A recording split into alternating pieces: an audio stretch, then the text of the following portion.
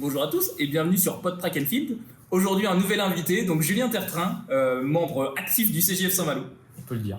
Ah bonjour, je suis très enchanté d'être ici du coup, de vous retrouver. Et on va parler du club aujourd'hui, c'est ça? C'est ça, mais surtout de toi, comment tu vas? Moi ça va bien, là la saison du CJF Saint-Malo a bien débuté on va dire. Depuis quelques années on est dans les belles années du club, donc ça va bien. Voilà, c'est saison indoor qui est lancée, quoi. C'est ça, la saison indoor. Alors moi j'ai un passif de demi-fondu en tant qu'athlète, mais je coach principalement le sprint haie, et du coup pour nous c'est le cœur de la saison, quoi. On va revenir sur l'avenir, Voilà, c'est ça. Mais avant de parler du futur, on va parler un petit peu du passé et de ton passé. Alors comment est-ce que toi déjà tu as commencé en tant qu'entraîneur? Donc avant ça, c'est quoi ta formation? Quel a été ton parcours finalement? Alors déjà j'étais très sportif quand j'étais plus jeune, dès l'école primaire, le collège, et j'ai un passif de footeux, et je suis venu à l'athlétisme un peu par hasard, parce qu'en fait j'étais juste, je courais très très vite à l'école, au collège, on va dire, à l'école primaire au collège, et en plus je gagnais aussi les crosses, donc j'étais champion départemental de cross en UNSS, je fais deuxième en Bretagne UNSS, etc. Et c'est mes profs de PS qui m'ont dit, tu cours vite et tu cours longtemps, pourquoi pas essayer l'athlétisme?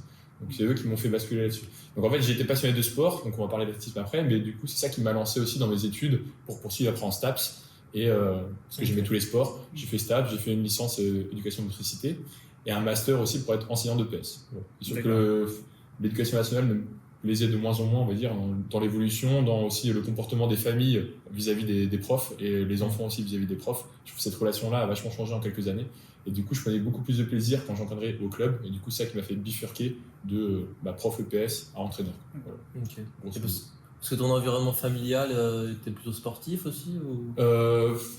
Pas trop en vrai, enfin si, mes frères étaient sportifs, mais non, dans le reste de la famille non. Mais juste mon père adore le sport, et c'est lui qui nous a pas forcé à faire du sport, mais accompagné dans le sport au plus jeune âge. Mais on est trois garçons dans la famille, et tous les trois ont été très sportifs en jeune, et je suis le seul qui a continué, quoi. Voilà. Il y avait de l'énergie à revendre. Il y avait l'énergie à revendre, et la culture du sport via mon père, la culture du sport plutôt. Mais pas une famille de sportifs du tout sur le principe. Donc toi, c'est vraiment, t'es parti du foot, et c'est vraiment le foot qui a construit un petit peu ta carrière d'athlète après, quoi. Ouais, c'est ça en fait. J'ai fait tous les sports quasiment, parce que moi je suis vraiment un passionné de sport en général aussi avant d'être athlète. Ah, t'as testé plusieurs sports? J'ai testé tous les sports. Donc je faisais dur foot plus un autre sport en fait. Donc j'ai fait foot plus basket, foot plus tennis, foot plus hand aussi, et foot plus athlète après, quoi. Voilà. Mais j'ai fait du foot jusqu'à mes 15-16 ans, je crois. Ouais. Et donc c'est à quel âge que tu as commencé l'athlète, et donc c'est donc le CJF ton premier club?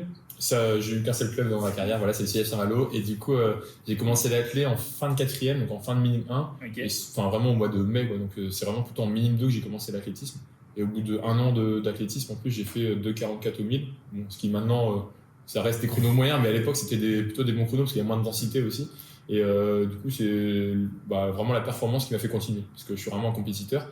En fait, je trouvais ça plus drôle, les sport co. C'est pour ça que je fais plein de sport co. Je trouve ça plus amusant. Il y a une valeur, il y a un côté beaucoup plus ludique de manière immédiate, on va dire. Et vu que j'étais vraiment ultra compétiteur, et du coup, j'ai fait des performances, on va dire des performances entre guillemets, et tôt en athlétisme. Et ça qui m'a fait continuer, quoi. Parce qu'à la base, j'ai aussi une blessure au foot, et j'ai commencé l'athlète pour me réathlétiser, on va dire, pour être meilleur au foot. Et en fait, après, j'ai bifurqué parce que je prenais plus de plaisir à l'athlète qu'au foot. Ok. Ouais, quand t'as réussi à faire 2-3 podiums, 2-3 médailles, à gagner des courses, tu dis. C'est ça, voilà. Et puis, c'est ça, exactement. Et puis l'athlète, c'est vrai que c'est le côté, tu construis ton projet, tout repose un peu sur toi. Bon, même si en fait, j'ai découvert par la suite que c'est un sport beaucoup plus collectif qu'on peut l'entendre. Mais voilà, c'est le fait que ça repose que sur moi, alors qu'au foot, on est 11 joueurs sur le terrain, bien sûr. Enfin, voilà, et tu peux pas avoir toujours le ballon que pour toi, etc. Donc, c'est vraiment ce côté-là. Même si j'adore toujours autant jouer au foot et faire des sports co, mais. Voilà, j'ai pris du plaisir dans les sports individuels, et du coup je m'en suis rendu compte que je préférais peut-être le sport individuel, l'athlétisme, et maîtriser mon projet, on va dire. Et donc si on reste dans la partie athlétisme, si on parle de ta carrière d'athlète, à quoi ont ressemblé tes débuts? Donc tu dis tu as fait 2,44 au 1000 dès ta première année d'athlète, qui est quand même assez exceptionnelle. Pour une première année d'athlète, il y a quand même très peu de gens qui font ce type de chrono. Du coup, quelle a été la suite en fait de tes performances en athlétisme? Ouais, du coup, il y a 2,44, et aussi au bout d'un an, j'ai fait des podiums aussi au cross, etc. Et notamment sur le scolaire que j'ai commencé, mais c'est vrai que faire vice-champion de Bretagne de cross, même si c'est que scolaire, et on sait qu'il y a beaucoup d'athlètes qui le font et tout. Donc c'est ça qui m'a aussi encouragé à continuer, parce que j'avais une belle palette. Et du coup, ma carrière d'athlète, moi j'ai vu ça comme un jeu, parce que je suis vraiment venu, je je dis, je faisais des sports co et l'athlé, même si c'est ton projet et l'entraînement, etc. Mais je voyais ça aussi comme un jeu, c'est-à-dire que des fois, avec les copains sur les séances, sur la répétition, moi, le jeu, c'est toujours de gagner des répétitions, etc. Donc, j'ai toujours cultivé cette culture-là, justement, de gagne sur la fin de course, etc. Et du coup, je faisais d'autres sports, donc je m'entraînais 2 fois par semaine en athlétisme. J'ai fait du demi-fond, sauf qu'au bout de 2 ans, donc minime 2 et KD1, j'ai encore fait un peu de demi-fond. J'ai fait 2,36 au 1000 dans des relais, en gros, donc j'ai progressé un tout petit peu en KD1. Et après, je sais pas, je trouve ça drôle de passer des, par exemple, le sprint, je trouve ça encore plus drôle que le demi-fond, par exemple, qui avait plus la notion d'effort à la base. Peut-être plus ludique. Ouais, plus ludique. Et du coup, dès mes années cadet, je commençais déjà à faire du sprint. Et genre en KD2, j'ai passé même une saison sur 400 mètres haies. Donc j'ai commencé par le cross, je suis arrivé au club par le cross. Par le 1000 mètres aussi après, voilà. Et j'ai fait 1 ou 2 ans de mi-fond. J'ai basculé sur du 400-400 haies parce que je trouvais ça plus fun et voilà, donc je suis allé voir le 400-400 haies. Et après en junior, je suis repassé en demi-fond. Les juniors, j'ai eu des années où j'étais beaucoup blessé parce que là j'en faisais trop en plus. Et voilà, je fais des 10 000 sports. J'étais à plus de 20 heures de sport par semaine, je crois. De sport, hein, pas que d'athlète. Parce que... Ouais, mais pas mal déjà. Les sports à l'école, je sais pas, ouais, les sports à l'école, voilà, je faisais du l'AS hand aussi à l'école. Enfin voilà, je faisais vraiment tout ce que je pouvais faire à chaque fois. On discutera plus tard, mais bref. Pas le plus motivé à l'athlétisme, on va dire, dans l'entraînement, même si j'étais en compétition, j'étais toujours mordu comme pas possible. Mais l'entraînement, je suis pas le plus mordu à l'entraînement, c'est-à-dire que quand j'étais sur le stade, sur la piste, le mardi, vendredi, où c'est nos créneaux sur piste, là je me donnais à fond, mais en dehors, je me donnais pas trop à fond, donc je faisais d'autres choses, on va dire. Je faisais du foot, du hand, etc. quoi. Et du coup, j'ai fait 2 ans de demi-fond, 2 ans de sprint, et je suis revenu après en demi-fond. Les années juniors étaient pas terribles, et je suis revenu à un niveau correct, on va dire, sur les années espoir senior. Quoi. Donc en espoir, je peux espoir 1, je dois faire 3,57 au 1500. Voilà. Mais pareil, encore une fois, c'est mieux de faire 3,57. Enfin, c'était mieux il y a 10 ans que maintenant de faire 3,57 en espoir. On est un peu inexistant, on est loin des qualifs aux France, etc. Mais bon, à l'époque, mais ce qui reste quand même des très bons chronos, même aujourd'hui encore. Des très bons chronos, voilà. Mais l'époque, le sub 4 était plus glorifié que maintenant. C'est ça que je veux dire, en gros. Voilà. Maintenant, même sur les athlètes bretons, on va dire, je sais pas, il doit y en avoir 50 qui font sub 4. À l'époque, déjà, si on avait 10, 12, je sais pas, c'était déjà excellent, on va dire. Donc il y avait moins de monde, donc voilà. Et je suis revenu, quand j'étais à la fac, du coup, je me suis plus concentré sur l'athlétisme et je suis revenu sur le demi-fond sur le tard. Voilà. Et même jusqu'à tester des distances sur du 10 km, du semi-marathon, je me suis surpris à faire des distances un peu plus longues. Donc voilà, j'ai cette palette où j'ai bien aimé faire du 200 et j'ai bien aimé aussi faire du semi-marathon. Donc j'ai vraiment balayé un champ assez large là-dessus. Et tu as pu aussi peut-être tester quand tu étais à la fac avec ton cursus en STAPS, tu as testé aussi. Ouais. Alors moi c'est ça, ouais. Moi je suis bon client en fait en STAPS parce que j'adore vraiment tous les sports. Donc en fait j'ai même pris du plaisir à faire du step à la fac. J'ai fait tous les sports durant toute ma scolarité sauf le volley. Et le volley du coup je m'en suis mis à en faire l'été sur la plage, etc. Mais j'ai vraiment voulu tester un peu tous les sports parce que je prends du plaisir à faire ça. Et à la fac, ouais, même le judo, j'ai vraiment pris du plaisir au judo. C'était intéressant. Vraiment je suis un passionné de sport. C'est ça que j'ai dit. Avant d'être passionné d'athlète, il n'y a que l'athlète dans ta vie. Maintenant en fait j'aime tous les sports. Et pratiquer ou tu regardes aussi Pratiquer, je regarde. Regardes aussi je pense que niveau culture sportive, dans tous les sports, je suis plutôt intéressé et j'aime bien ça en fait. Je regarde vraiment tous les sports. C'est vrai qu'à la télé, quand je regarde le soir chez moi, j'allume la chaîne d'équipe et puis voilà, on regarde le biathlon aussi. Vraiment tout quoi. Et d'ailleurs, à regarder, du coup, en sport, à regarder comme ça, parce que tu es passionné d'athlète, est-ce que c'est l'athlète que tu préfères regarder aussi, ou comme c'est pas forcément le sport le plus ludique, tu trouves que, regarder, il y a d'autres sports que tu préfères Si, en vrai, je pense que je préfère quand même regarder l'athlète, mais il y a vraiment. Parce que je trouve les performances. Enfin, c'est un sport qui est quand même. On dit que c'est pas ludique, mais c'est l'entraînement qui est peut-être moins ludique. Mais regarder un 100 mètres, c'est 10 secondes, mais c'est 10 secondes où il se passe des choses, c'est intéressant. Regarder un 200 mètres, c'est pareil. Regarder un 1500, c'est pareil, ça va vite en fait. C'est trop. Et regarder un 10 000. Il y a un marathon. Je suis pas allé là-dessus, mais après, quand ça se termine par une victoire de Jimmy Gressé, c'est magnifique. Oui. Voilà, mais ça dépend des courses aussi en championnat, c'est plus tactique des fois. Mais pour dire, on vit toujours des moments intenses en athlète. Au foot, sur 90 minutes, franchement, des fois, c'est un 0-0, on se fait chier quoi. Alors qu'en athlète, il y a forcément des choses à regarder, c'est ça qui est aussi intéressant. Quand je dis que c'est un peu moins ludique, c'est dans l'entraînement, on va pas se cacher, on va en parler, mais quand on s'entraîne 6, 7, même 8, 10 fois par semaine, il y a forcément des fois où on s'ennuie un petit peu, où c'est moins. Oui, où c'est monotone un peu. C'est monotone et on le fait pour la perte, mais on le fait pas parce qu'on prend le plaisir d'aller à 7h du matin aller faire 15 bornes par exemple. Enfin, voilà. Mais par contre, à regarder aussi l'athlétisme, je trouve que c'est un beau sport, avec des belles performances qui battent d'air dans tous les sens, avec du pentis à la perche, etc. Et surtout en vrai, on se rend compte des vitesses, des distances parcourues, des lancers aussi, etc. C'est énorme en fait. Donc je trouve que c'est un beau sport à regarder. Un peu peut-être moins pratiqué, je vous l'accorde sur quand on est senior, on va dire là-dessus. Ouais, puis on arrive quand même à se comparer assez rapidement à un mec qui fait du 100 mètres. C'est assez facile d'aller venir sur une piste, faire un 100 mètres et tu vois l'écart qu'il y a entre Ouais. Tu vois la télé et puis toi qui fais juste un 100 mètres. Ouais, ce que tu dis, en plus, c'est encore plus raison sur le 10 km et le marathon. En fait, Oui, en plus, il y a de plus en plus de runners aussi dans la vie de tous les Ouais. jours qui n'ont pas de licence forcément. Mm. Donc tout le monde a un peu un chrono de référence sur un 10 km, mais que tout le monde a ça. Même dans d'autres sports, des fois, un footeur en coupure, il va aller se faire un 10 km pour faire sa condition physique, et du coup, il a un temps de référence. Et du coup, il peut dire, ah ouais, attends, ils avancent quand même, les gars. Là. Il y a beaucoup de gens qui se disent faire un 10 km en moins d'1 heure, c'est déjà bien pour eux. Et quand C'est ils ça. voient des 10 km en 26 minutes, Ouais, c'est ça. effectivement, c'est pas mal. Et ça force le respect, et c'est ça qui est beau aussi. Ça, c'est sûr. Et tant qu'on parle de performance, est-ce que tu pourrais parler un petit peu de ton palmarès justement pour toi, c'est quoi les meilleures performances de ta carrière en athlétisme? C'est pas fini quand même. C'est pas fini, non, mais pour l'instant, quoi. Et on espère que c'est pas fini. Mais... J'espère que c'est pas fini aussi. Bon, j'ai mis entre parenthèses depuis quelques années, à cause on va dire de mon côté pro qui me prend beaucoup de temps, où je m'investis beaucoup parce que j'aime ça aussi. Donc j'ai mis ma carrière d'athlète entre guillemets entre parenthèses, même si c'est pas une grosse carrière. Et je reviens pour les interclubs tous les ans. Mais les moments marquants, j'ai toujours été présent quand c'est les moments par équipe aussi. Donc tout ce qui est relais, tout ce qui est équipe athlète, interclub jeune. Et j'ai plutôt été performant quand c'était à ce moment-là. Donc je dis pas que c'était énorme, mais c'est dur au niveau de mon record ou battre mon record, etc. Et du coup, ça a fait que des fois, ça aboutit à des podiums par équipe, etc. Donc c'est des moments marquants pour moi, même si individuellement, c'est pas des grosses perfs. Sinon, j'ai quand même fait un très beau 1000 mètres en rentrée, c'était il y a 3 ans maintenant, en septembre. Je sortais d'un stage à Fort-Romeu, ça aide, mais j'avais fait un 2,24 au 1000, 2,24,95, donc quasiment 2,25, mais j'aime bien dire le petit 24. Ouais, ça reste de 24, ça reste de 24. Et au 1000 mètres, j'ai refait un 1000 mètres aussi solide en rentrée, pareil, en reprise après un stage au mois d'avril, un stage club d'ailleurs.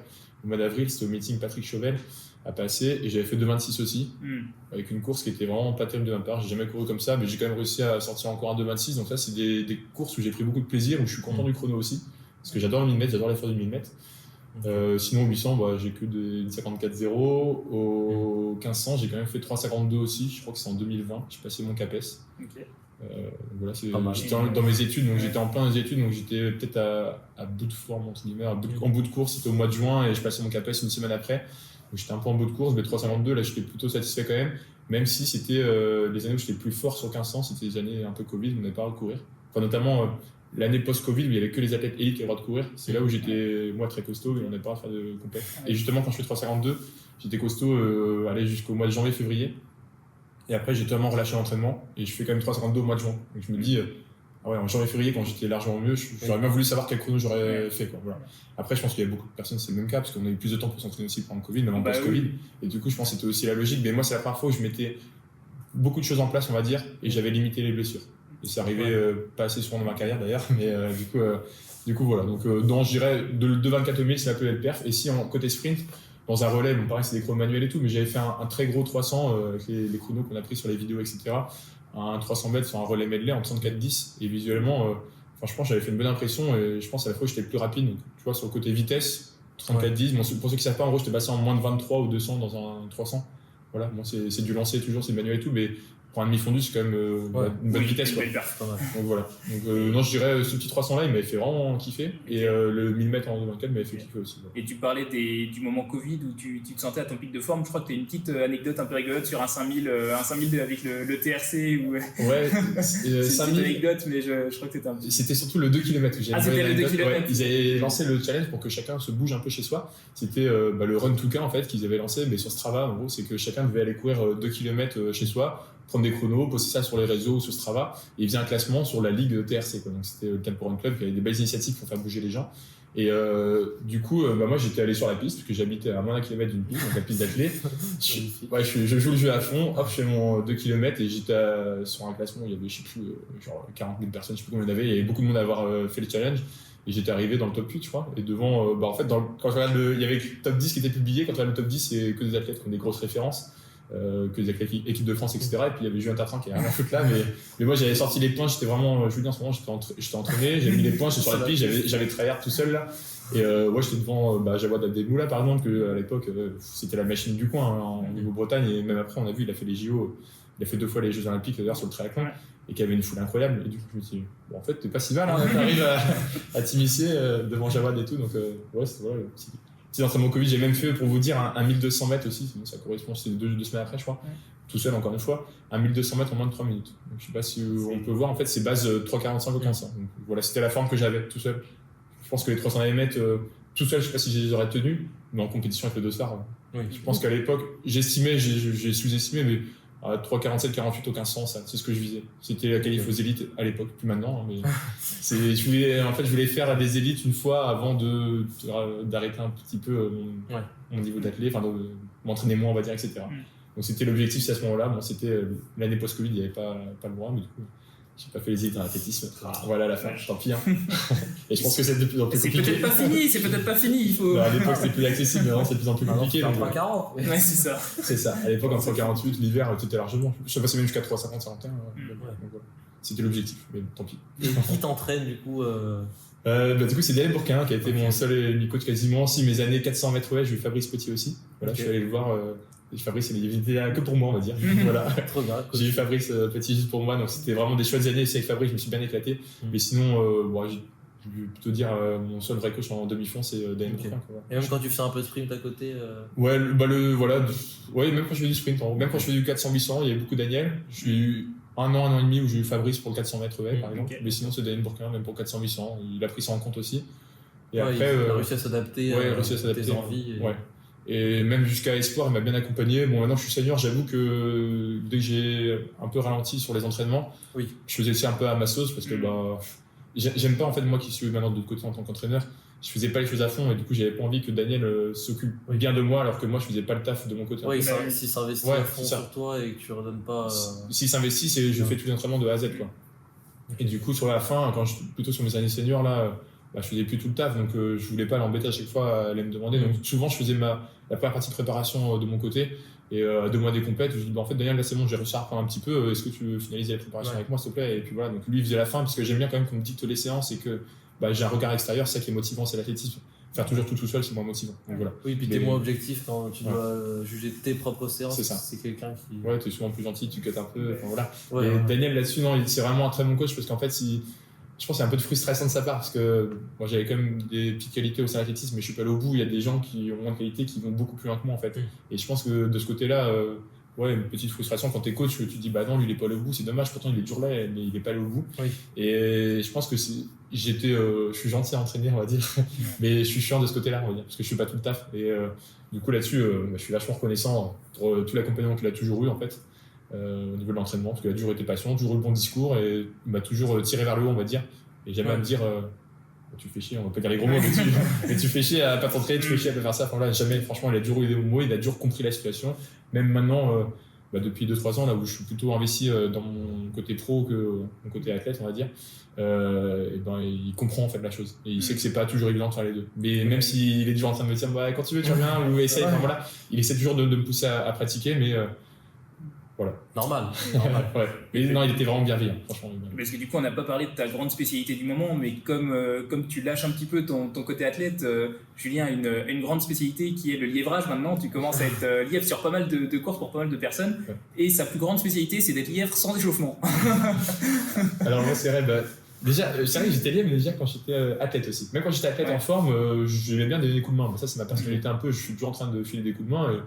En fait, je me dis, si je donne un coup de main à quelqu'un, moi, on va me le redonner plus tard. Tu seras content sur notre course d'avoir pareil. C'était ça, voilà. Soit les organisateurs qui prévoient des lièvres, ou soit après, c'est aussi un remerciement par rapport au juge. En fait, moi, c'est ma manière aussi de dire que j'aide l'organisation du meeting. Je fais lièvre. Il y a les juges qui sont là, moi, je suis lièvre, je suis là aussi. Donc, tu profites des meetings qui sont gratuits. C'est ça, voilà, exactement. Donc, je profite de tellement de choses et tellement de personnes qu'en fait, moi, c'est un simple retour des choses. Donc, ça ne me dérange pas des fois de donner des coups de main. Même quand j'étais athlète, même avec mes performances, des fois, je sacrifie des compètes pour aller faire lièvre.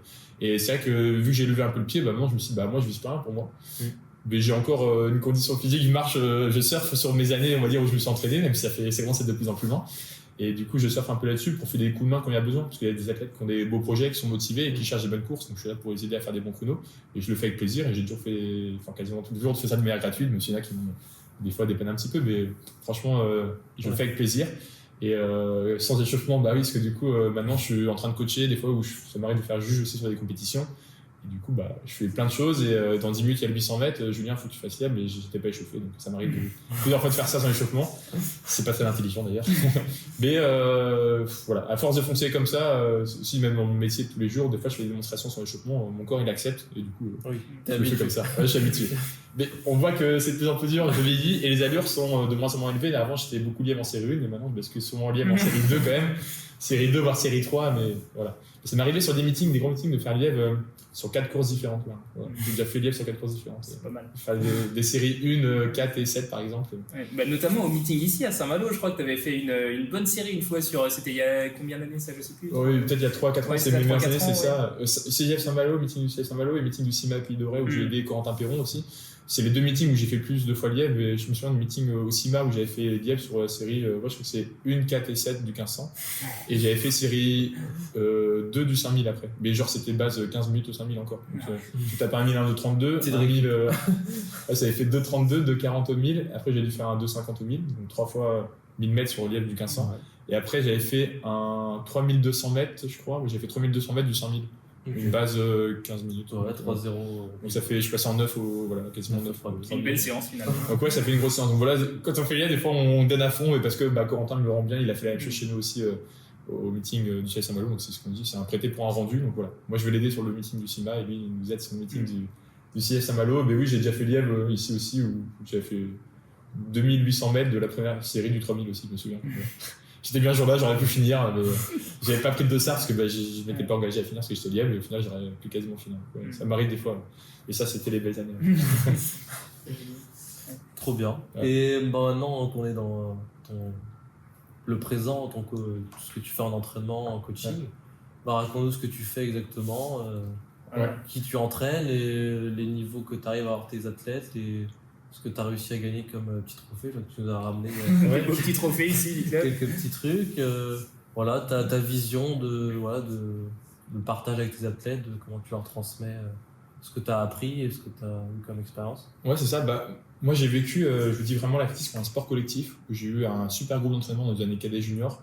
Et j'ai eu des bonnes valeurs par Daniel Bourquin, par son fils Pierre-Emmanuel Bourquin qui était au club avant aussi. Que j'ai vraiment pris comme un mentor et presque comme un grand frère, on peut dire maintenant, parce que je suis en contact avec lui depuis je sais pas combien d'années, voilà, donc on se parle tous les jours. Et il avait vraiment un super management, il savait fédérer en fait. Et du coup, je me suis vraiment inspiré de ça. Je pense que quand je suis arrivé au club, je pense que j'ai plutôt été recruté comme, en tant que salarié, on va dire, comme un manager, pour faire du management justement, plutôt que comme un entraîneur, on va dire. Enfin, pour vraiment, motiver, transmettre. C'est ça. Voilà. Bon, j'étais entraîneur chez les Benjamin Minimes, voilà, mais j'avais cette fibre aussi où vraiment j'étais l'enfant du club qui savait fédérer, qui était motivé, qui avait plein de projets aussi. Et du coup, je me suis servi de ça pour essayer de créer une émulation, et c'est ce qui a fonctionné, parce que là, en fait, les trophées que je vous apporte, c'est que des trophées par équipe. Donc, par équipe, c'est pas tirer la tête par-ci par-là qui sort du panier, qui est performant. Nous, là-dessus, à chaque fois, c'est entre 15, 20, 25 jeunes qui sont performants le jour J par équipe et qu'on force, mais en fait, on les force pas vraiment, mais qu'on incite fortement à faire des compétitions par équipe, et eux, ils en demandent au final. Mais c'est pas tous les clubs qui font ça. Donc nous, on s'est reconstruit, le club s'est reconstruit, parce qu'on a un trou générationnel, on va dire. On s'est reconstruit avec 2 collègues que j'ai eu aussi sur les compétitions par équipe. Donc on est double champion de France chez les minimes au niveau de l'équipe athlée. Et on a fait aussi 2 podiums sur l'Interclub Jeune. Donc équipe athlée, on rappelle, c'est les minimes. Interclub Jeune, c'est le cadet junior pour nous. En tout cas, on joue en U20. Et du coup, on a fait 2 podiums, donc une fois 2e, c'est ça. Et cette année, là, on va dire en mois d'octobre, on a gagné par équipe aussi chez les cadets juniors. Donc on a gagné 3 ans de suite en minime, cadet junior. Voilà. Donc 3 fois champion de France d'affilée. Et je vous dis, ça, j'ai inculqué ça dès le plus jeune âge. En fait, dès les Benjamin minimes, on fait toujours tous les relais, toutes les compétitions par équipe. Même en séance aussi. Enfin, on essaie de vraiment, dans le management à chaque fois qu'on a, c'est toujours on fait les choses ensemble, on est bienveillant avec les camarades, tout le monde se tire vers le haut, etc. quoi. Et franchement, on a réussi à instaurer, je ne sais même pas comment l'expliquer, mais on a instauré un bon climat de travail et de bienveillance et de bonne ambiance, etc. On a eu la chance aussi d'avoir des bons leaders qui nous ont aidés à faire ça, on va dire, dans les groupes à chaque fois. On en parlera, mais quand on a un Goran Diagne dans un club, il fait du bien, quoi. Il est performant, il est bon camarade, il est drôle, et en plus il y a tout, quoi. Il y a performance, il aide tout le monde, il est gentil avec tout le monde. Enfin voilà. Donc des gens comme ça qui ont vraiment pris le mood de l'encadrement du club nous ont vraiment aidés à avoir un club qui émerge au niveau national par équipe. Voilà, c'est incroyable. Ouais, parce que si on revient un petit peu sur le club et le groupe d'entraînement qui a pu émerger chez les jeunes, c'est vrai que c'est un collectif qui est finalement très fort. Le club a réussi à avoir un collectif comme ça chez les jeunes qui est très performant. Et surtout, pour un petit club comme Saint-Malo, ça fait quand même beaucoup d'individualités en fait, qui sont à un très haut niveau de performance. Qui peut être même compliqué à expliquer des fois par rapport à la taille de Saint-Malo. Comment est-ce que toi tu vois la chose? Comment est-ce qu'on a pu avoir autant de jeunes aussi performants arriver sur ces générations-là? Est-ce que c'est un coup de chance? Est-ce que tu penses que c'est le collectif qui joue? Enfin, comment tu penses qu'on a pu amener ça à Saint-Malo? J'ai tendance à dire, il y a sûrement une part de réussite comme là-dedans, mais avoir un coup de chance, ok. Mais d'avoir 2 coups de chance, à la limite, ok, on va pas faire les Jeff Tuch, 2 mais pas 15. Hein, mais au bout d'un moment, justement, c'est un peu ça, pas 15 quoi. Et du coup, en fait, quand je dis pas 15, j'exagère, pas 15 athlètes de très haut niveau au club. Mais si on cite des noms, Judicaël Sauvager, Chloé Leroc, Goran Ndiaye, là il y a Maïline Kroll qui est en train d'émerger, il y a eu Enora Leroc chez les jeunes aussi, il y a Lilouane Chaussé à la perche, etc. Il y a Léane Jolan qui est qualifiée sur les distances chez Cheval de France en 400 mètres, 800 mètres, etc. Il y a des lanceurs aussi. Franchement, il y a énormément d'athlètes qui performent, qui sont arrivés en même temps, mais j'ai envie de dire aussi en même temps qu'un encadrement qui s'est reconstruit. Donc, qu'est-ce qui a amené l'autre, je sais pas, mais pour moi, j'ai tendance à dire que il y a sûrement un petit peu de réussite, mais pas que, parce qu'il ne peut pas y avoir autant de coups de chance en fait. Donc c'est qu'il y a vraiment quelque chose qui s'est passé au club à ce moment-là, au niveau, je te dis, de la structure du club, des dirigeants, de l'encadrement, qui a fait qu'on a réussi à garder notamment les athlètes longtemps dans l'athlétisme et à les amener au travail aussi. Au travail, mais que ça passe de manière très bien, on va dire, on n'est pas avec un feu en train de les amener, mais on les a fait aimer l'athlète, aimer s'investir, s'engager, aimer l'effort aussi. Et aimer la compétition. C'est pas la compétition de nos jours, notamment maintenant en 2025-2026 là.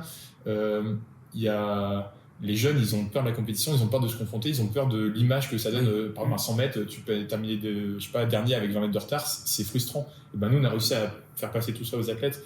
Et du coup, il y a plein d'athlètes qui ont voulu s'engager en compétition. Et forcément, il y en a qui émergent, quoi. Mais je pense que l'athlète, c'est pas un sport le plus fun, surtout de nos jours, de moins en moins. Et du coup, c'est des athlètes qu'on aurait pu avoir dans d'autres sports, mais vu qu'on a réussi à bien fédérer et manager, et ben ils sont venus à l'athlétisme, et ils sont restés à l'athlétisme surtout. Oui, rester, c'est aussi ça. Surtout rester. Le défi. Pour vous dire, Goran Ndiaye, avant que la nouvelle équipe encadrante arrive, du coup, moi, Pierre et Aurélie, on était 3 salariés sur les jeunes là. Il y a eu d'autres encadrants, et ben Gora, il voulait arrêter l'athlète, voilà, par exemple, en Benjamin. Sa maman lui a dit, attends, essaye de la rentrée, il y a un nouvel encadrement qui arrive. Donc, notamment, moi, j'étais arrivé cette année-là, en septembre. Oui. Et en fait, il s'est dit, allez, bon, je teste au mois de septembre-octobre et je vois si ça me plaît, quoi. Et ben, il a testé, ça lui a plu. Il a continué. Okay. On a failli passer à côté d'un Goran Ndiaye. Parce que ce qui est plus fun à Saint-Malo pour lui, c'était le surf, par exemple. Ouais. Lui, il voulait surfer, c'est cool, quoi. Même d'autres sports aussi. Et Judicaël Sauvager, pareil. Lui, il était au rugby, il faisait rugby athlé. Qu'est-ce qu'il a fait qu'il a continué l'athlé et arrêté le rugby alors que c'était un surdoué, hein. Ce gamin-là, j'ai même vu un gamin aussi doué, il aurait pu faire n'importe quel sport et faire du haut niveau, hein. Vraiment. Qu'est-ce qu'il a fait qu'il a choisi l'athlé plutôt que le rugby, par exemple? C'est parce qu'il a bien aimé aussi l'ambiance, le climat qu'on a apporté, et tout ça, cet esprit un peu convivial et l'équipe qu'on a eu. J'ai tendance à dire qu'on a un club familial, franchement, ça se reflète beaucoup, je pense, sur la piste. Et les athlètes eux-mêmes ont tendance à le dire. Moi, je reste aussi à Saint-Malo parce que c'est mon club, c'est ma famille, c'est mon entourage. C'est un peu ça, quoi. Ouais. Et du coup, voilà. Je pense que c'est un peu bateau de dire ça, mais chez nous, c'est vrai. Ouais, puis après, aussi le plus dur, c'est entre la passerelle entre le collège-lycée et la passerelle entre le lycée et études sup. C'est aussi ça qui est dur à garder du coup les jeunes, et forcément si tu inculques tout ça dès le plus jeune âge, c'est ça. En fait, on maintient les compétitions par équipe, Benjamin, minime, cadet. Donc cadet c'est le lycée, on maintient encore. Donc en fait, ils savent que ils ont des étapes. En octobre, on a la compétition par équipe, il y a les relais l'hiver, il y a les interclubs l'été, il y a d'autres relais aussi. Donc en fait, ils ont des jalons tout le temps. Donc en fait, je crois qu'ils sont tous les 3 mois, tu as toujours un objectif par équipe qui va pointer le bout de son nez. Ouais. Donc en fait, quand ils sont en coupure l'été, ceux qui reprennent, ils ont envie de reprendre aussi Saint-Malo déjà, ils ont envie de reprendre aussi mi-août parce que à la rentrée, on a la Coupe de France de relais, on veut faire champion de France du 4x1000 comme on a déjà fait aussi, ou on veut faire champion de France interclub jeune, quoi. Donc chez nous les jeunes du club pensent à ça. Je pense que dans les autres clubs ils pensent pas tous à ça. Je pense qu'ils pensent à leur objectif perso, ils disent bon, la saison c'est en octobre, je m'en fous si je suis pas en forme, c'est pas grave, je viserai l'hiver, je viserai l'été, etc. Mais ils ont pas de jalons comme ça réguliers avec leur club. C'est pas organisé spécialement en amont. Et toi, c'est ce que tu essayes de donner. C'est ça. À la fin de la saison estivale, tu dis voilà, prochain rendez-vous c'est en octobre. Exactement. C'est la coupure, mais voilà, après vous savez, fin août, les vacances, reprendre un peu de conditions, c'est bien parce qu'en octobre, on se retrouve tous sur la piste. Et puis, c'est ça. Et puis après, nous les salariés aussi, on n'est pas là-dessus, on travaille, on y va à fond. Par exemple, moi l'été, des fois. À cheval entre la semaine de vacances ou pas, la semaine de reprise, on est déjà sur la plage avec les athlètes pour faire la prépa physique, pour leur dire bon maintenant on y va, quoi. On a fait 4 semaines de pause, allez, on fait une petite séance sur la plage, on a de la chance, on a Saint-Malo, ça sort du contexte de l'athlétisme, mais c'est pas bien de refédérer encore une fois dans une période creuse où les clubs ont du mal à fédérer. Les 15 derniers jours d'août, c'est compliqué, il y en a qui sont encore en vacances, etc. Il y en a qui n'ont pas envie d'y retourner. Enfin voilà. Ouais, tu redynamises un peu, tu crées la cohésion de groupe aussi en même temps, en changeant. On essaie toujours de redynamiser tout ça à tout moment. Dès qu'il y a des périodes un peu creuses, le club fait force pour y arriver. Et tu parlais aussi des transitions entre collège et lycée. On accompagne tout le temps, même s'il y en a qui sont expatriés, on va dire, dans des lycées, pas forcément dans le coin de Saint-Malo, et on les suit toujours. Quand ils sont en études supérieures aussi, on les suit toujours. Par exemple, un exemple qu'on a mis en place cette année, on envoie un salarié 2 fois par semaine à Rennes pour encadrer justement nos étudiants qui sont à Rennes. C'est important. C'est important parce qu'il y a quand même il y a 65 km quand même pour aller jusqu'à Rennes, 70 km. Le club fait un effort d'envoyer un salarié à 70 km 2 fois par semaine pour accompagner encore nos étudiants. Comme ça, les étudiants, déjà, ils voient ce qu'on fait pour eux. En plus, ça les incite encore plus à rester chez nous. Ça veut dire que l'encadrement, il est comme si c'était à Saint-Malo. L'encadrement, il est présent. Le week-end, ils reviennent vendredi, samedi, dimanche. Ils ont mardi, jeudi à Rennes avec le coach. Ils ont 5 fois par semaine encadrés par le CJF, malgré qu'ils sont en études à Rennes. Donc voilà, c'est encore un exemple qui fait que le club, il fait pas mal de choses pour ses athlètes quand même. Et je pense qu'ils ça, ils le savent. Et ils savent qu'ils sont bien traités ici. Ils ont des belles infrastructures aussi.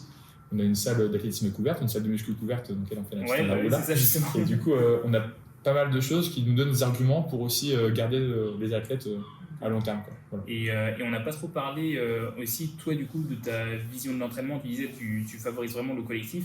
Après, qu'est-ce que tu mets en place justement dans tes entraînements ou avec certains athlètes pour réussir à les garder et à les amener au plus haut niveau Est-ce que tu as des choses spécifiques que tu penses faire que les autres font pas forcément, ou alors juste que tu as amélioré ou tu as remis à ta sauce je donne beaucoup de mon temps. Je pense que c'est ça, mais il y a beaucoup de gens qui donnent beaucoup de leur temps. Mais pour un salarié, quand même pas mal. C'est-à-dire qu'en fait, j'individualise beaucoup l'entraînement. Quand j'ai entraîné, c'est Axel Gabory qui était l'entraîneur principal de Clé le Roc, mais j'ai accompagné Clé le Roc pendant ses 3 années de lycée. Il était ici au lycée à Saint-Malo. J'étais les yeux d'Axel sur le terrain, on va dire. Et je faisais sa préparation physique, etc. Mais Chloé Le Roc, pendant 3 ans, quand je l'avais à l'entraînement, j'avais que Chloé à l'entraînement, par exemple. Donc ça, il faut avoir aussi du temps pour donner des séances plusieurs fois par semaine à une seule personne. Et du coup, vous comprenez que si on fait ça pour une, après, il y a peut-être d'autres personnes aussi. Je ne dis pas qu'il faut le faire pour tout le monde, mais j'avoue qu'on n'est pas beaucoup de marcheuses, par exemple, mais j'aurais pu faire des séances de muscu avec d'autres personnes. Mais pour que ça soit pile adapté à son emploi du temps, par exemple, pour que ça soit vraiment très individualisé à Chloé, on s'est dégagé du temps parce que c'est une ultra. Puis il devait être débordeuse aussi. Enfin, quand tu vois, il y a du répondant. C'est ça. T'as envie aussi. Oui, ça donne envie de donner. Elle a aussi ce côté-là. Voilà, elle est motivée.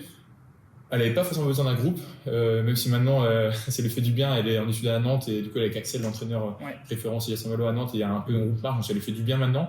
Et pendant ces années lycée, ça lui allait bien de. Elle sort du lycée, elle vient ici, on fait l'entraînement, il y a quelqu'un qui est là juste pour elle et ça se passe bien. Voilà. Et je dis pas que je fais ça avec tout le monde, mais pendant les vacances scolaires, quand j'ai, Gora et Judicael qui reviennent du lycée justement où ils sont en pôle espoir maintenant, je fais des séances où il y a 4-5 personnes. Voilà. Je fais pas des séances où il y a 30 personnes et on dilue tout ça là-dedans. Donc je prends 4-5 copains qui font à peu près les mêmes disciplines et puis là on travaille Et du coup travailler à 4-5 c'est une chance et c'est beaucoup mieux que de travailler à 30 on va dire.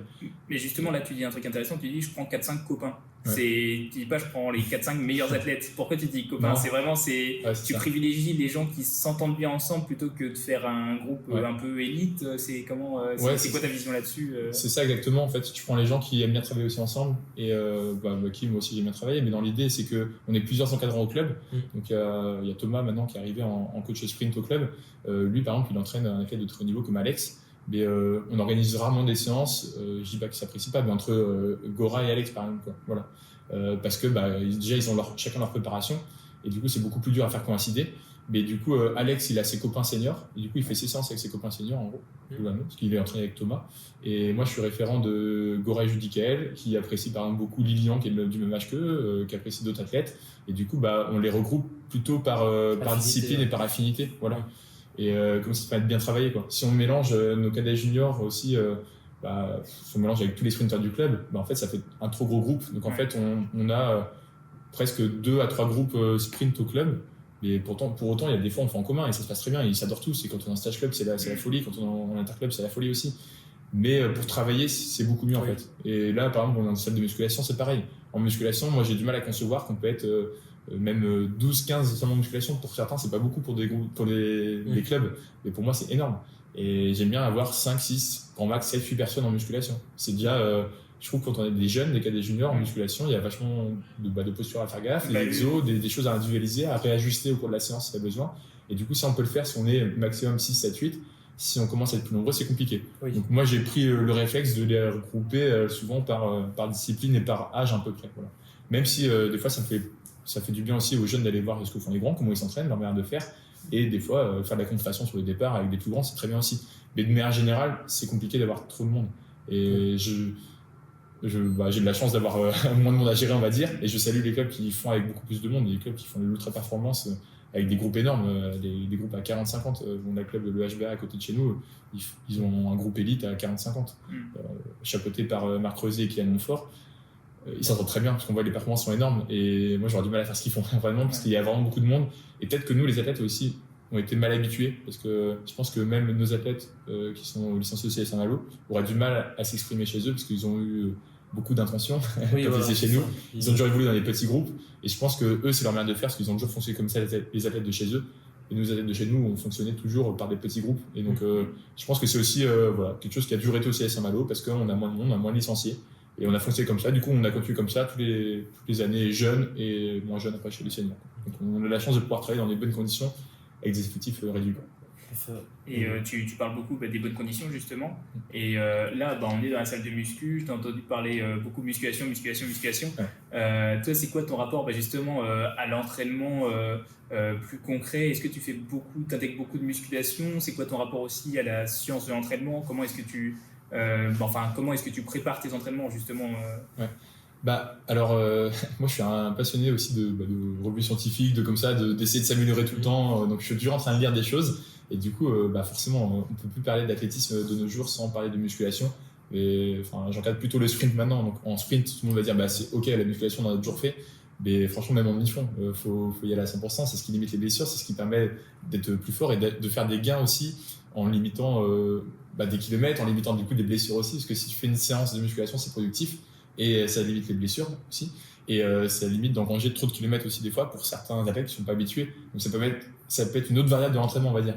Oui. Et je trouve qu'il y a de plus en plus d'athlètes, je prends l'exemple du demi-fond, parce que c'est pas le demi-fond qui a fait le plus de musculation par le passé, on va dire, qui commence à s'y mettre et je trouve que c'est une bonne chose. Et c'est ça qui fait aussi partie de la densité qui évolue en demi-fond, par exemple, parce qu'il y a beaucoup de gens qui s'intéressent à d'autres manières de faire. Et notamment, je veux dire, intégrer la musculation, intégrer d'autres choses aussi à l'entraînement. Il n'y a pas que ça, il ne faut pas rêver, mais voilà, ils s'investissent plus aussi. Mais ça, c'est un bon vecteur. Et c'est vrai que moi, dans les sprinters que j'entraîne 6 fois par semaine, ils font 2 séances de musculation. Okay. Donc, c'est-à-dire qu'un tiers de leur entraînement, c'est de la musculation. Ouais, ce qui est énorme. C'est énorme. Et même dès l'âge de KD2. Voilà. KD2, junior 1 déjà. Donc c'est jeune. Ça n'a pas toujours été bien vu, mais je pense que maintenant, c'est de plus en plus mieux vu, on va dire. Et justement, en parlant de ça, moi, j'ai vraiment du demi-fond. Je dis demi-fond, mais j'ai vraiment cette fibre, même moi qui a toujours été un peu une fibre sprinter. Je suis un sprinter au foulé, on va dire.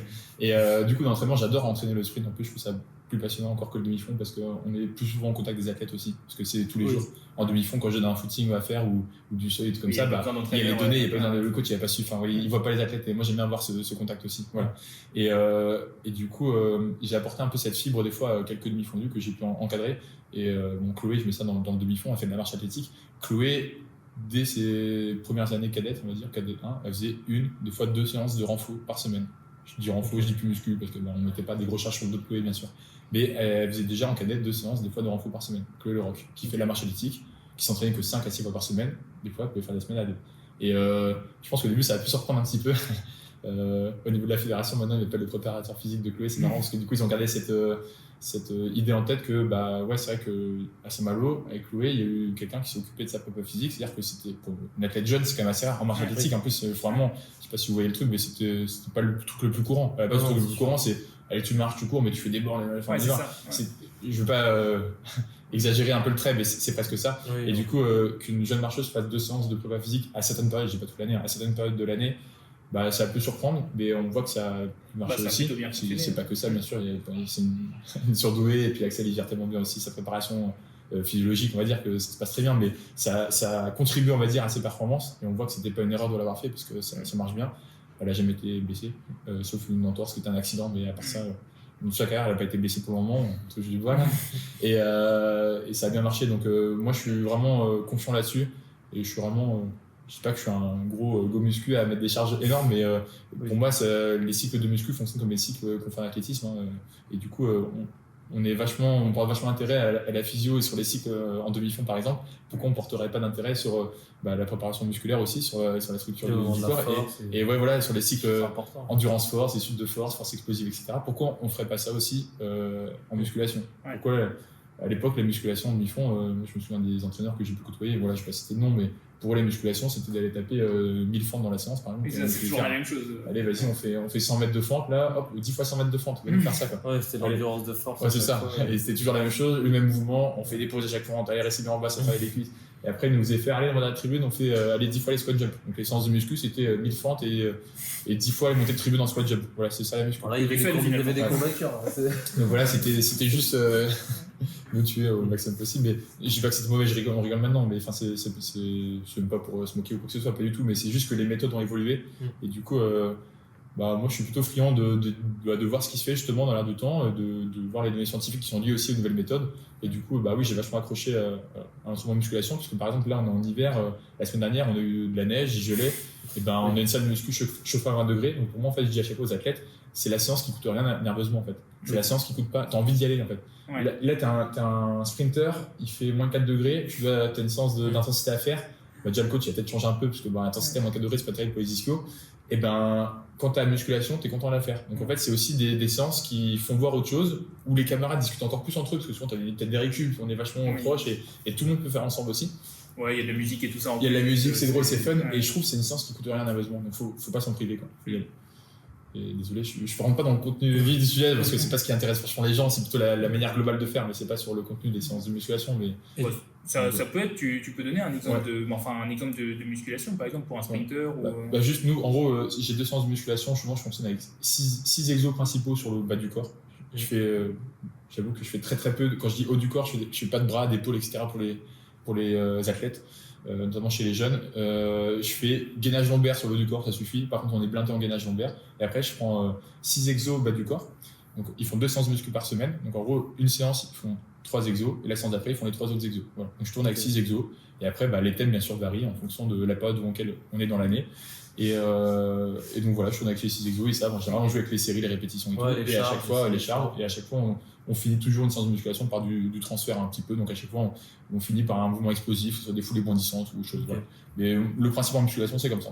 Et les 6 exos, du coup, tu as un exemple de ces 6 exos? Je veux pas les deux. Ouais, c'est ça, c'est ça, recette secrète. Non, il n'y a rien à cacher, il n'y a rien de secret. Je pense que la plupart des coachs, ils font la même chose. Donc, en sprint, on est beaucoup sur des variantes de squat. En gros, donc, quand je dis squat, il y a du demi-squat, du squat complet, du squat box, machin, dans tous les sens. Il y a des variantes de squat, souvent, du hip thrust aussi, beaucoup, de l'épaulé. Donc ça, c'est un mouvement qui est plutôt adapté pour demi-fond très court, genre 800, ou du sprint plutôt en général, voilà, avec la triple extension, etc. Ouais. Donc c'est plutôt lié au sprint. Donc de l'épaulé, des montées de 1 marche ou 2 marches. Voilà. Donc c'est pour travailler aussi, que le corps apprenne à travailler sur une seule jambe, bien sûr. Parce qu'en squat, on a souvent les 2 pieds au sol, etc. Même si on peut faire des variantes avec du bulgare, mais dans l'idée, c'est ça. Donc des montées de marche, et après, des fentes explosives, j'ai plus beaucoup d'idées. Si après, on a travailler aussi l'ischio en concentrique, en excentrique, donc avec le nordique, etc. Mais voilà, des exos plus petits et plus décontextualisés, pas forcément sur les machines, on va dire, quoi. Mais voilà. Okay. Mais les exos principaux, c'est ça, des montées de marche, du thrust, aussi de l'épaulé, du squat, enfin voilà, vous connaissez les classiques. Et tu parlais du coup de clouer le rock, mais du coup, tu as appris comment entraîner une marcheuse c'est vrai que... Ça, c'est le côté un peu atypique de Chloé, parce qu'il y avait un entraîneur aussi à Saint-Malo qui la suivait sur place, on va dire, ici, et qui a arrêté. Voilà, donc Chloé, elle a discuté avec Axel Gabory, qui a toujours été son coach, on va dire, à la marche. Sauf que lui, il est situé à Nantes et il venait maximum une fois par mois, pardon. Il venait maximum une fois par mois à Saint-Malo. Donc, quand tu es jeune athlète, minime, cadet, junior, on va dire, tu peux avoir un coach au moins une fois par mois, c'est compliqué. Donc ils ont discuté ensemble, il dit il faut qu'on trouve quelqu'un maintenant pour remplacer ton entraîneur là, sur le club de Saint-Malo, on va dire, pour t'encadrer tous les jours. Du coup, je sais pas, ils ont eu l'idée que ce soit moi. Okay. Je pense que c'est venu un peu aussi par mes... je vous dis encore une fois, mon engouement, ma manière de faire, mon management, on va dire, qui était plutôt positif à chaque fois, ma bienveillance, etc. Donc c'est ça que je recherchais à la base, parce que c'est quand même une jeune athlète à la base aussi. C'est-à-dire qu'une personne en qui elle a confiance et à qui elle se sent bien. Et après, sur aussi le côté demi-fond, sur la marche, ça reste proche du demi-fond. Et du coup, j'ai quand même fait des performances en demi-fond. Je suis passionné de demi-fond aussi, donc je connais ça. Donc, le bout de l'effort et tout. la physio, en fait, c'est la même chose. Oui, en fait, l'intérêt pour la physio aussi. ouais, c'est ça, voilà. Donc, physiologiquement, je sais ce qui se passe en demi-fond, on va dire, voilà, avec les filières énergétiques, etc. C'est le B.A.B.A. Et ben, du coup, c'est un peu la même chose au niveau de la marche. J'avais pas le côté technique et SP marche. Je dis pas que je l'ai maintenant encore. je me suis vachement renseigné pour adapter les séances de musculation que je faisais à Chloé, adaptées à la marche. Par contre, sur l'aspect technique, si je me suis fait, à force de regarder Chloé tous les jours, franchement, pendant plusieurs années, bah, forcément, mon œil, il se fait aussi un petit peu.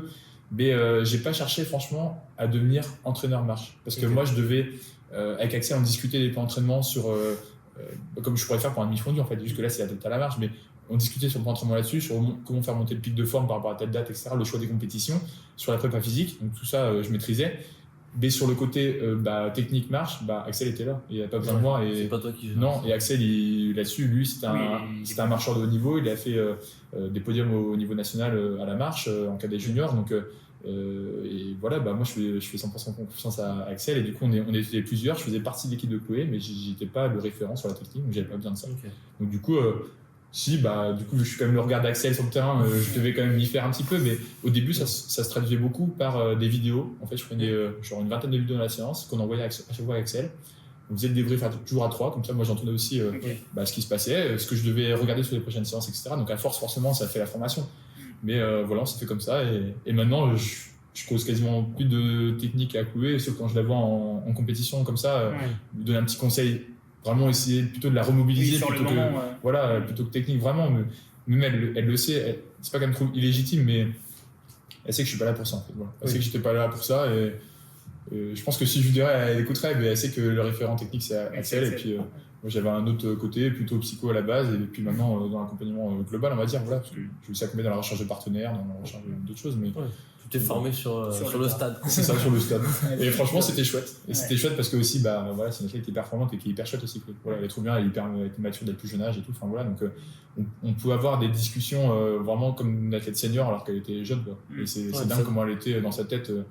Elle sait où elle va, elle sait ce qu'elle veut faire. Et puis, ça te donnait aussi envie de t'investir. Ouais, c'est ça, voilà. Ouais, carrément. C'est là où je pense que j'ai fait aussi mes premiers tests sur plein de choses, sur la musculation, sur la mobilité. Bon, je peux le dire maintenant parce que ça a marché, mais enfin.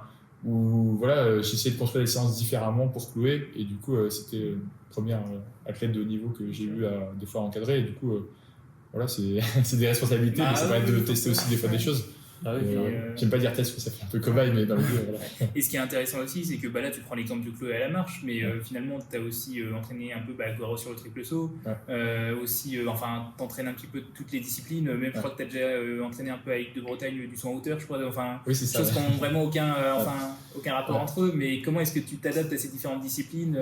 C'est parce que toi tu as toujours vécu dans l'athlé, donc au final ton œil s'est fait aussi, je suppose, sur le stade à force de regarder différentes compétitions. Mais comment tu t'es adapté à toutes ces différentes disciplines pour pouvoir les entraîner Ouais, c'est exactement ça. Du coup, ton œil se fait à force de regarder de l'athlétisme tous les jours, tout le temps, de différentes catégories d'âge, etc. Déjà, l'œil se fait. Et après, j'ai le côté curieux aussi. Bon, j'ai une formation, je vous dis, universitaire qui des fois, qui fait que j'aime bien chercher, j'aime bien créer des fois des nouvelles situations, des nouvelles séances, et avoir un problème et comment je peux avoir une situation pour. C'est ce qu'on apprend à la fac. Et du coup, c'est ce que je retraduis aussi sur le terrain. Et du coup, voilà, j'essaie toujours ok, j'ai un problème par un certain âge, qu'est-ce que j'aurais fait pour, même si des fois c'est pas aucun de la personne, mais enfin voilà. Et j'ai eu cette curiosité qui m'a amené à du coup à avoir une petite polyvalence, et du coup après j'ai même fait des formations. Là on parle de sur-hauteur avec de Bretagne, j'ai fait des formations au niveau de l'interrégion avec le stage Horizon notamment, qui proposait des formations en sans-hauteur par exemple. J'ai fait une semaine où j'ai fait du sans-hauteur aussi un petit peu, donc voilà, j'ai eu cette curiosité de le faire, même alors que j'entraîne jamais de sur-hauteur, mais c'est aussi parce que dans les équipes que j'ai entraînées en équipe athlée, en minime, chez les cadets aussi, des fois tu dois intervenir soit on a des coachs aussi en hauteur, mais soit sur une séance ponctuelle une fois dans l'année, ou sur des compétitions. Il faut savoir de quoi tu parles quand même. Et du coup là pareil, Gora il a fait sa rentrée à Nantes à plus de 15 mètres là. Ponctuellement je suis amené à l'encadrer aussi pendant les vacances scolaires, sur des compétitions, et du coup l'œil se fait au fur et à mesure, et justement je me force. J'ai discuté avec des entraîneurs que je respecte énormément en Bretagne sur le triple saut. Ils m'ont dit, parce qu'il était à la tribune juste derrière moi, et du coup ils m'ont dit force-toi à le coacher, on fait le débrief ensemble à la fin si tu veux. Du coup c'est des mecs hyper bienveillants, c'est trop bien ça, tu vois. Et parce que moi je lui avais presque dit si tu veux tu peux coacher Gora, voilà. Et le mec on l'a fait avec plaisir bien sûr, l'entraîneur, mais Il me dit, toi, force-toi, ça te fait ton œil, c'est ça te fait ton expérience. Et justement, c'est bien pour vous deux que vous grandissiez ensemble sur le triple saut, parce que lui, il est tout récent aussi, Goura, sur le triple saut. Quoi. Oui. Et du coup, je me force à faire tout ça. Il y a toujours l'entraîneur référent triple saut Bretagne qui est derrière moi, là, qui écoute tout ça. Et puis, à la fin du concours, il fait le débrief avec tous les trois. Et en fait, en plus, c'est trop bienveillant. Il dit, voilà ce que Julien a dit, il avait totalement raison là-dessus. Il dit juste à l'entraînement, essaye de travailler cet axe-là, tu vois, par exemple. Mais il y a des gens ici en Bretagne qui sont bienveillants, qui m'ont fait aussi évoluer dans plein de choses. Tu parlais de l'équipe de Bretagne, j'ai grandi avec l'équipe de Bretagne. Ouais. On se retrouve avec 10, 12, 15 entraîneurs des fois, pendant une semaine, des fois 3 jours, etc. en équipe de Bretagne. On partage plein de choses, on apprend plein de choses, on grandit ensemble. Je suis quand même plutôt un jeune coach, on vieillit, on s'approche de la trentaine, mais on est une génération de coachs là, qui ont entre 25 et 30 ans, qui avons aussi grandi ensemble, et du coup on partage pas mal d'expériences, et du coup on a grandi ensemble. Je pense que je suis plus du tout le même entraîneur maintenant à 29 ans qu'il y a même encore 4-5 ans, on va dire. Ouais. Et du coup j'ai grandi avec tout ça, avec cet entourage-là aussi. Okay, c'est vrai qu'il y a une vraie bienveillance entre les entraîneurs bretons, une petite communauté, et c'est ça qui nous...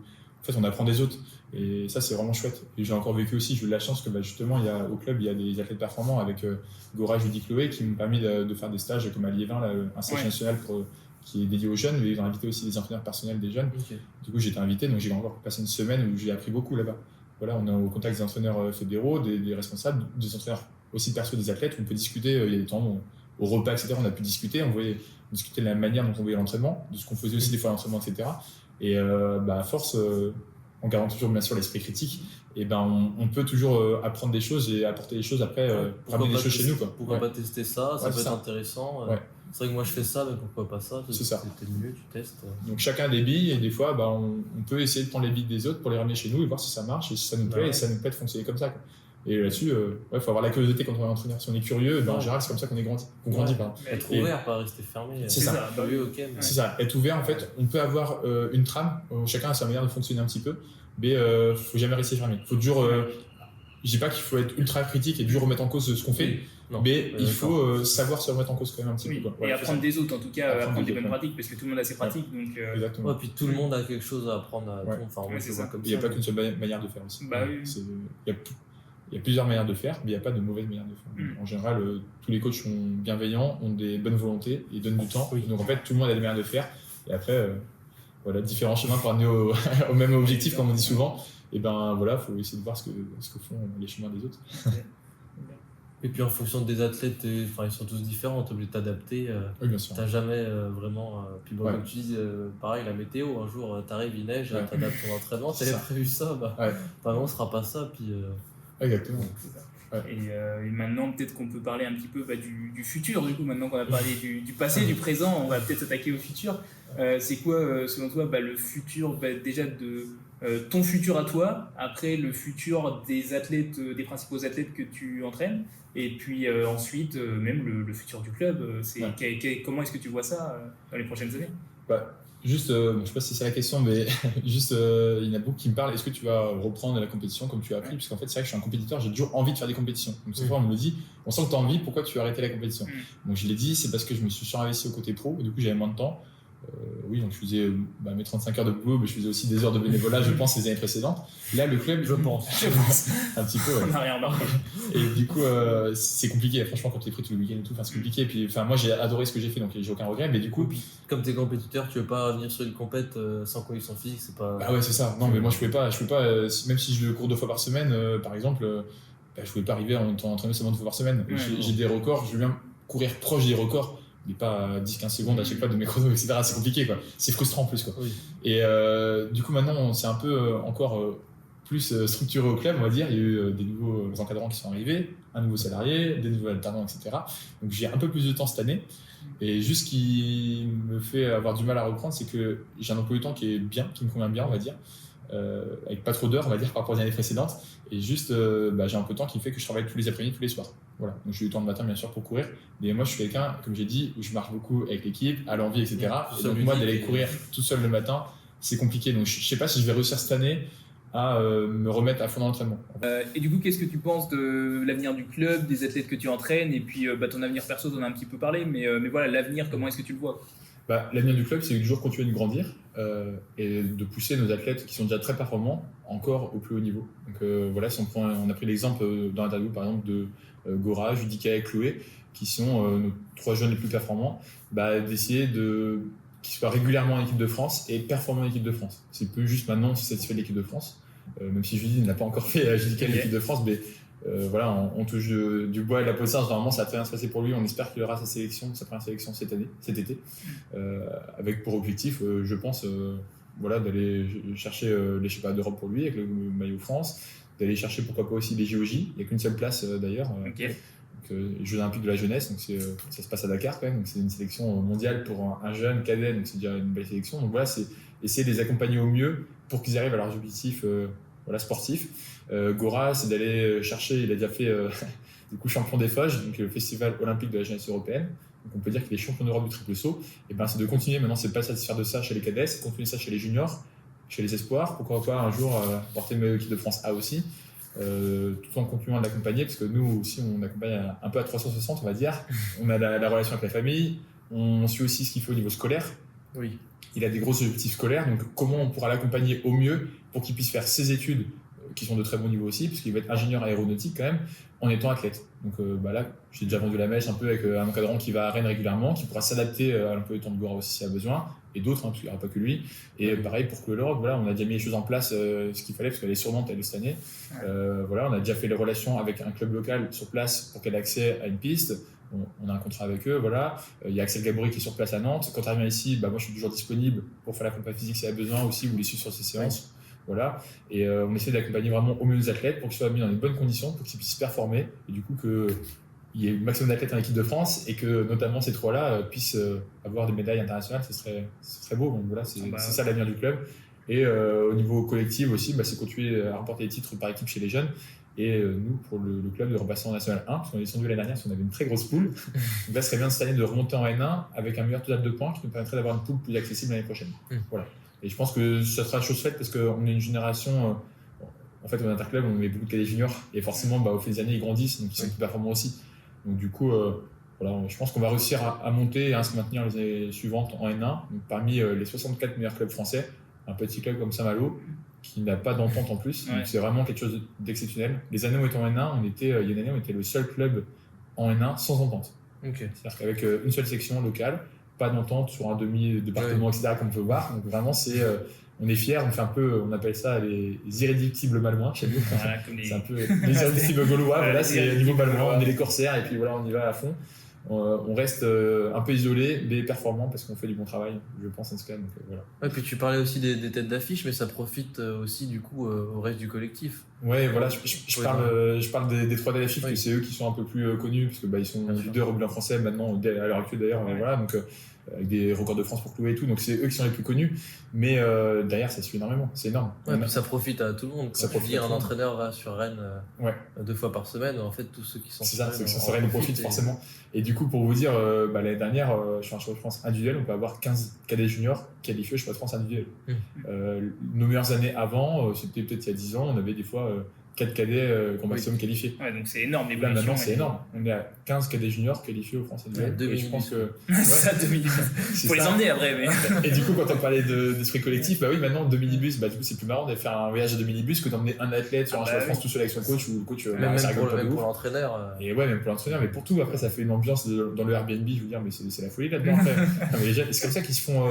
Les beaux souvenirs, c'est les beaux souvenirs, l'esprit de camaraderie et tout, donc c'est là que ça se fait. Et c'est aussi là notre petite part de chance, c'est qu'ils étaient plusieurs à être performants et qui a vraiment encore plus développé tout ça. Donc c'est génial. Et du coup, vraiment, on a le côté un peu club familial et bon camarade. C'est Saint-Malo, c'est souvent ça, c'est les beaux copains, même en dehors du club, bien sûr. Au niveau de la Bretagne, je pense que c'est vrai, ça se reflète bien. Et ils sont même connus même pour mettre l'ambiance et tout ça sur les compétitions en général. On arrive bien à les remarquer. Ils font peut-être même un petit peu trop de bruit des fois, mais. Ouais, je pense qu'on s'est calmé là-dessus depuis 2-3 ans, mais ouais, franchement, il y a 4, 5, 6, 7, 8 ans même, là, c'était nos plus belles années où on essayait vraiment de remonter tout ça. Et du coup, oui, on était connus pour foutre le bazar un peu. C'est Saint-Malo à chaque fois, c'est vrai qu'on fait du bruit, des fois ça peut gêner un petit peu, mais au moins les gens montrent ça montre qu'on est là, on va dire, qu'il y a un bon état d'esprit. Envie d'être là. Les camarades, par exemple, au Championnat de France, ils font toujours des petits cartons, des pancartes et tout. Ils ont toujours le bon pour le camarade aussi, donc pour les encouragements, etc. Il n'y a pas un athlète qui prend un départ sans entendre son nom à la tribune après, quoi. Donc ça, c'est top. Bon, on veut garder ça, donc j'espère que ça va continuer et qu'il y aura de plus en plus d'athlètes au Championnat de France. sur les prochaines années. Quoi. Ok. Voilà. Bah écoute, merci beaucoup Julien pour ton temps déjà, parce qu'on sait que tu es très pressé et que là tu repars en plus faire Lièvre justement juste après là. Donc non, bah, c'était chouette. Nous de toute façon, on se retrouve dans pas très longtemps puisque maintenant on partage le même bureau, donc c'est vrai que c'est Dès lundi. dès lundi, hop, voilà, de retour avec le Juju Terpin. Voilà. Non, mais merci pour le podcast. En tout cas, c'est très cool. Déjà, ça permet de verbaliser aussi tout ce qu'on vit. Et puis, non, vraiment, c'est super chouette ce que vous faites. Donc, continuez. Et puis, bon, de toute façon, on se voit avec les amis bretons sur les pistes bretonnes. On se voit régulièrement. Donc, merci à vous. Merci beaucoup, Julien. Allez, c'est ciao.